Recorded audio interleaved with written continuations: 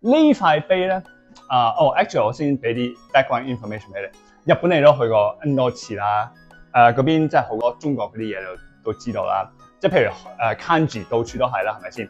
其實包括 hiragana 同 katakana 嗰啲 symbol 咧，其實以前都係中國嘅字嘅 simplification 變成嗰啲 symbol， 所以中國文化喺日本文化嘅嗰個 prevalence 好明顯啦。就係因為漢字 kanji 咁重要，所以其實日本人咧佢哋係要學 Chinese literature 嘅。呢首詩應該係佢哋嘅 high school 嘅 standard curriculum 嚟嘅，所以好多人都知道呢首詩嘅。已經成千幾年喺日本都好流行，所以因為呢首詩所以寒山寺好出名啦。所以喺17世紀嘅時候咧，日本就已經有一座寒山寺，一模一樣嘅名。佢名嘅嗰個 name 嘅 origin 就係因為嗰個地方係喺 Osaka 側邊嘅知賀縣嗰度。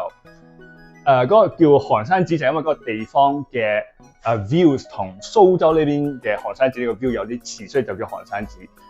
到1930年，喺東京嘅一個 suburb 亦都建咗一個寒山寺，係因為呢邊係一個某種 cultural relic 去到嗰邊嘅時候咧，所以就喺嗰邊就專門起咗個寒山寺去供奉呢一個 relic， 所以可想而知，即係呢首詩同埋寒山寺本身有幾出名啦。下一集繼續講，再見。